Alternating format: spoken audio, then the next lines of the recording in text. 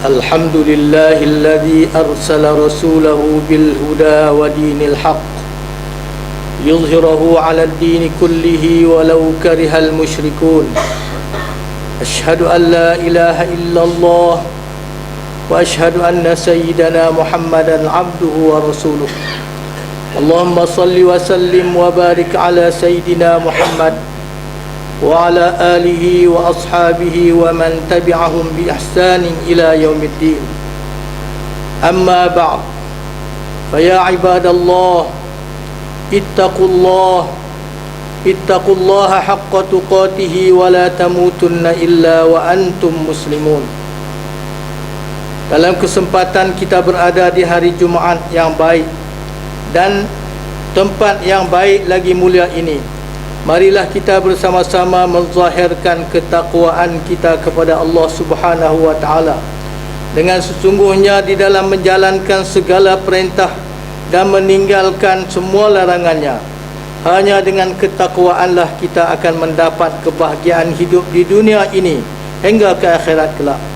Sidang Jumaat yang dirahmati Allah, firman Allah di dalam suratul A'raf ayat 10, A'udzu billahi minasyaitonir rajim.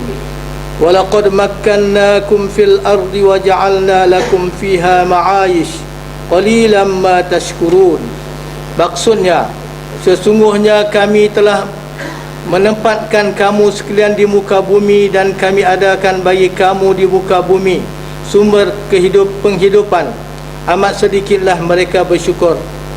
Sesungguhnya kenikmatan yang dianugerahkan Allah kepada hamba-Nya terlalu banyak. Di antara nikmat-nikmat tersebut adalah Allah memberikan kepada hamba-Nya pelbagai jalan yang baik dalam mencari rezeki yang akan digunakan untuk memenuhi keperluan hamba-Nya seharian.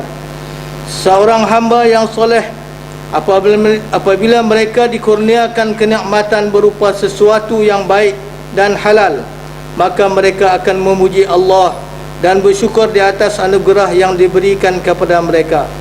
Setiap individu Muslim diwajibkan untuk memahami dan meyakini bahawa Allah Subhanahu wa taala yang Maha Pemurah telah menyediakan pelbagai bentuk dan cara pekerjaan yang halal sebagai jalan untuk mendapatkan rezeki, seperti mana firman Allah Subhanahu wa taala di dalam suratul Mulk ayat 15, A'udzu billahi minasyaitonir rajim.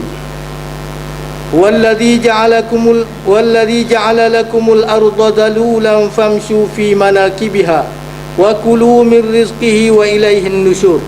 Maksudnya, Dialah yang menjadikan bumi itu mudah bagi kamu, maka berjalanlah di segala penjurunya dan makanlah sebahagian dari rezekinya, dan hanya kepadanya lah kamu kembali setelah dibangkitkan. Ingatlah, kehidupan kita ini adalah kehidupan yang sementara, dan waktu yang kita miliki amat terbatas. Suatu saat nanti kita akan kembali kepada Allah. Kita akan berdiri di hadapannya, dan kita akan dipersoalkan satu persatu yang telah kita lakukan di dunia yang fana ini. Perkara yang sudah pasti akan dipersoalkan oleh Allah Subhanahu wa taala kepada kita adalah berkenaan umur, ilmu dan harta. Ianya juga termasuk tentang makanan dan minuman. Sebagaimana sabda Nabi sallallahu alaihi wasallam dari hadis Abu Barzah Al-Aslami radhiyallahu anhu yang diriwayatkan oleh Imam Tirmizi, Rasulullah sallallahu alaihi wasallam bersabda, "La tazulu qadama 'abdin yawmal qiyamah hatta yus'ala an umrihi fima afnah wa an ilmihi fima 'amila fihi wa an malihi min aina iktasabahu wa fima anfaqahu an jismihi fima abla wa an jismihi fima abla." Maksudnya, tidak akan berkisar kedua kaki seorang hamba pada hari kiamat nanti sampai ditanya tentang 4 perkara. Pertama, tentang umurnya, untuk apa dia digunakan. Kedua, tentang ilmunya, sejauh mana dia amalkan ilmunya tersebut. Ketiga, tentang hartanya, dari mana harta tersebut didapatkan. dan untuk apa harta tersebut dibelanjakan, dan yang keempat tentang tubuhnya, untuk apa dia gunakan. Hadis ini menjelaskan tentang apa yang akan terjadi pada hari kiamat. Masing-masing kita akan dipertanggungjawabkan di hadapan Allah Subhanahu wa taala. Tidak ada pembela di sisi kita. Semuanya bertanggungjawab dengan diri sendiri.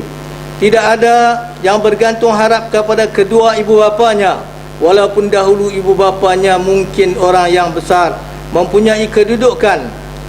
Ketika hari kiamat, semua itu tidak berguna. Semua berdiri dengan dirinya sendiri, mempertanggungjawabkan apa yang telah diperbuatkannya ketika di dunia. Maka persiapkanlah jawapan untuk pertanyaan yang akan diberikan kepada kita oleh Allah. Persiapkanlah jawapan yang benar, kerana kita semua pasti akan disoal dan akan dipertanggungjawabkan di sisi Allah kelak. Sidang jemaah yang dirahmati Allah, di antara nikmat Allah untuk hamba-Nya adalah Allah telah menyediakan berbagai bentuk mata pencarian yang baik, yang menguntungkan dan halal. Allah telah menjadikan perkara yang halal itu jelas, demikian pula yang haram itu jelas.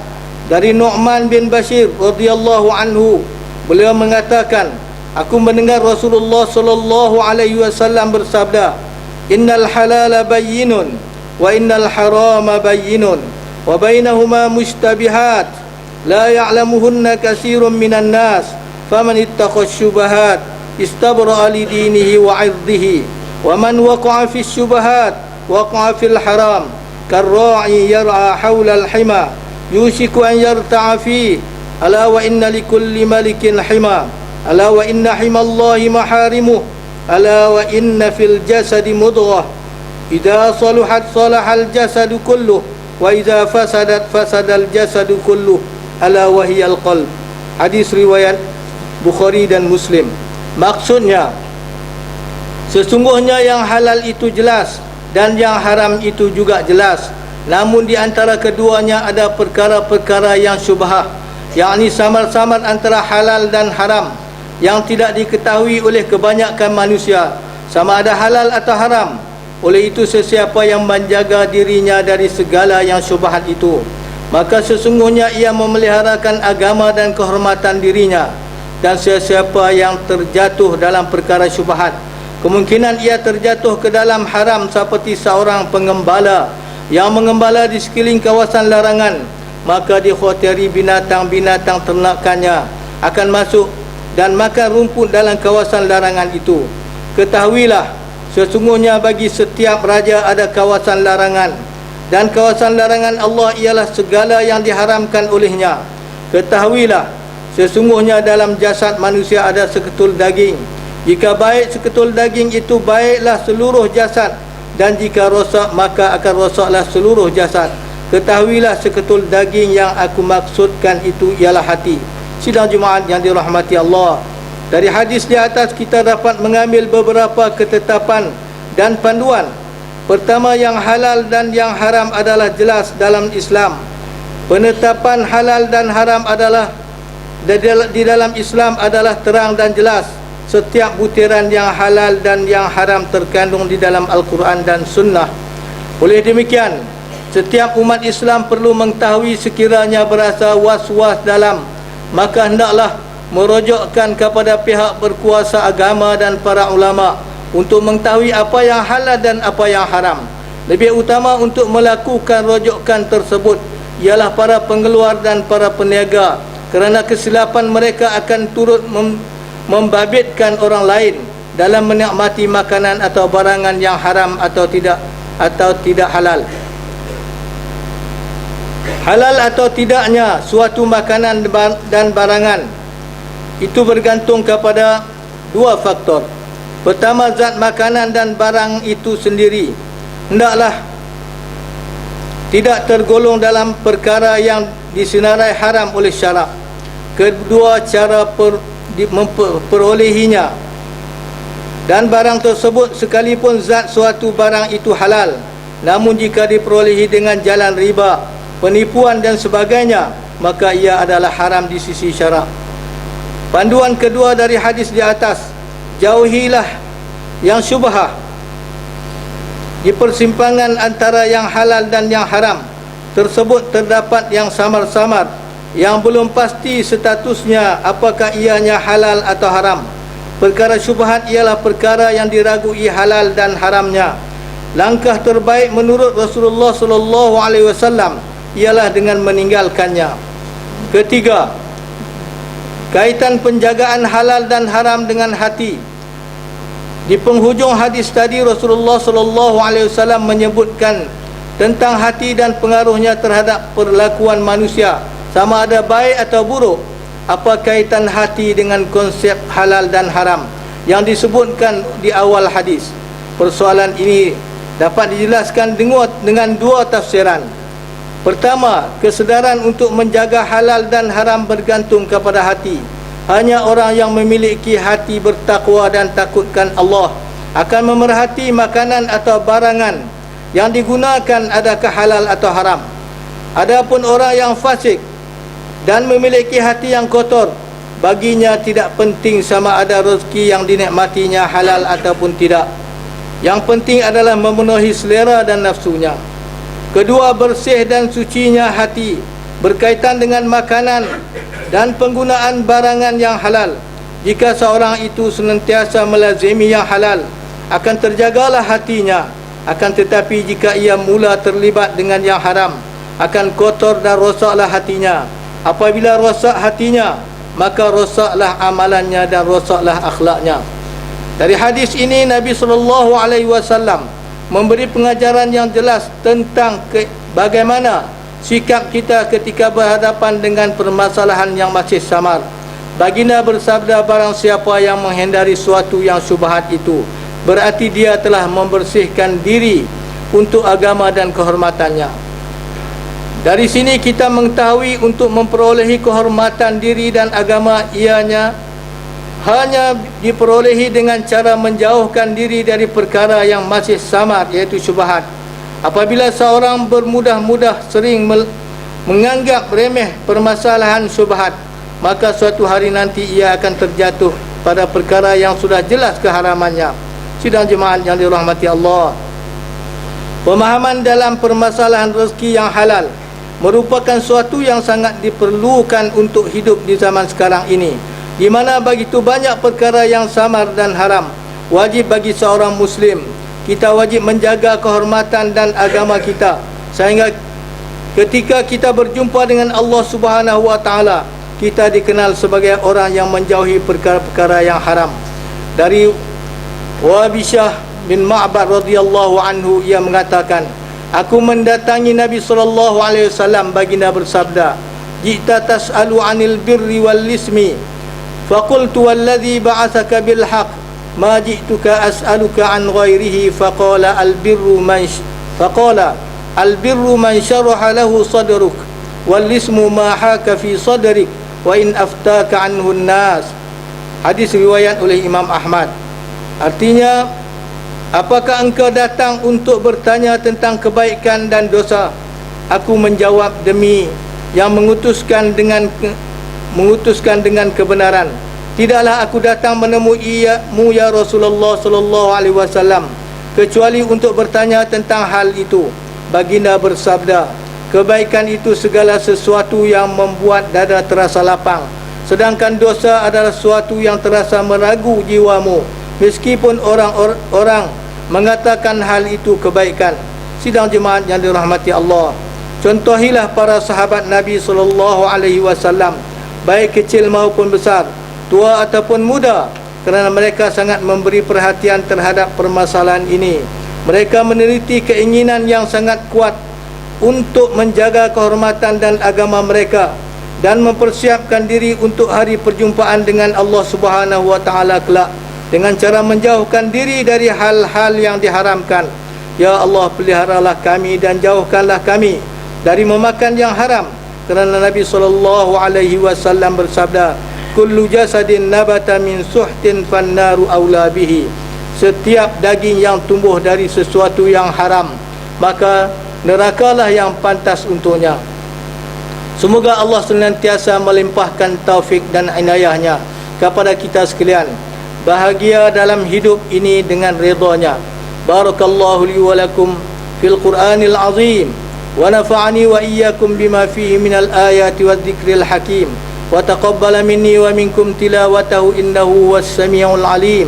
Wa astaghfirullahal azim li wa lakum wa lisairil muslimina wal muslimat wal mu'minina wal mu'minat fastaghfiruhu faya fawzal mustaghfirin wa ya najatat taibin. Allahumma salli ala sayyidina Muhammad wa ala alihi wa sahbihi wa sallim. Radiyallahu tabaraka wa ta'ala an kulli sahabati ajma'in.